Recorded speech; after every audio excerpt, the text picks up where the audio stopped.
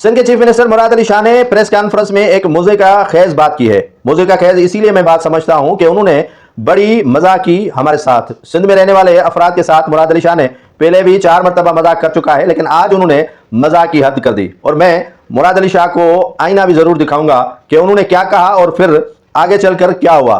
सदर ममलकत आसिफ अली जरदारी के हवाले से मुराद अली शाह ने कहा कि उन्होंने कैनालों की मंजूरी के हवाले से कोई इजलास नहीं बुलाया और कैनालों की मंजूरी नहीं दी। मैंने मान लिया कि शाह साहब ऐसी कोई बात नहीं हुई थी या ऐसी कोई बात नहीं है, तो आप एक तो काम कर सकते हैं कि जिन लोगों ने सदर आसिफ अली जरदारी के हवाले से जो हैंड आउट अपने हाथ में जो प्रेस रिलीज या लेटर जो निकला हुआ था ऐवान सदर से लहराया था, उनको तो आप चैलेंज करें।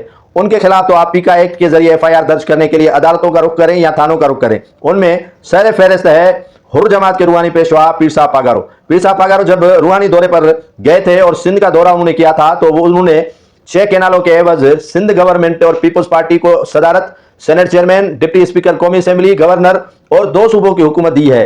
तो वो पहले तो आप पीर साहब पागारो को चैलेंज करें कि उन्होंने गलत बयानी की है और क्यों की है। दूसरा, आप चैलेंज उन चैनल्स को करें कि जिन्होंने ये टिकर्स और खबर चलाई थी कि पाकिस्तान के जो फार्मिंग ग्रीन पाकिस्तान इनिशिएटिव के हवाले से जो इजलास हुआ था, उनमें कैनालों की भी मंजूरी दी गई और उनको 1.5 साल के अंदर तकमील तक पहुंचाने के अहकामात भी सदर ममलकत आसिफ अली जरदारी ने दे दिए। उनको भी चैलेंज करें और पीका एक्ट के जरिए उन पर भी मुकदमा चलवाएं तो बेहतर होगा। दूसरी बात यह है कि तीसरी कि जो आपने सिंध असेंबली में रेजोल्यूशन पास करवाया था इन्हीं कैनालों के खिलाफ, तो वहीं पर मौजूद जो कायदे हिज़्ब इख्तिलाफ है अली खुर्शीदी ने लेटर लहराया था और वो गालिबन ऐवान सदर की प्रेस रिलीज थी। उस ऐवान सदर की प्रेस रिलीज में वो चीजें बताई कि आपके सदर ममलकत ने मंजूरी दी है कि कैनाल बनाए जाएं और आप यहां पर जो है वो कैनालों के खिलाफ करारदाद ला रहे हैं। तो ये खुला तजाद भी है और मुनाफकत भी है। अगर आप इस तरह की मुनाफकत करेंगे तो फिर सिंध का आवाम या हम आपके साथ नहीं खड़े रह सकते, क्योंकि आप एक तरफ कैनालों की हिमायत में इजलास बुलवाते हैं और दूसरी जानिब मुखालफत में सिंध असेंबली से रेजोल्यूशन पास करवाते हैं।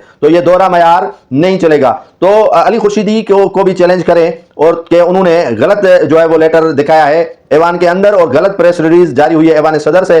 तो इन मामलात को अगर वजीर आला सिंध संजीदगी के साथ देखेंगे तो उनको लग पता जाएगा कि मामला कहां से शुरू हुआ और कहां तक एंड करेगा। और वजीर आला सिंध जिसने कहा कि कैनाल नहीं बन रहे हैं, फिर कहा कि कैनाल बन रहे हैं, फिर कहा कि इन्हीं कैनाल्स बनने से कोई फर्क नहीं पड़ता, अगर बन भी गए तो सिंध का पानी चोरी नहीं होगा। और मुख्तलिफ मरलों पर वजीर आला सिंध यू टर्न लेते रहे और इसी यू टर्न की वजह से पीपल्स पार्टी के खिलाफ सिंध का आवाम मुतनफिर होता जा रहा है कि आप जो बयान देते हैं उसी पर अमल पेरा तो रहें, इन बयानों पर जो है वो अपने पांव तो खड़े करके रखें। अगर आप एक बात करते हैं तो वो सच का पलिंदा होना चाहिए, झूठ का नहीं।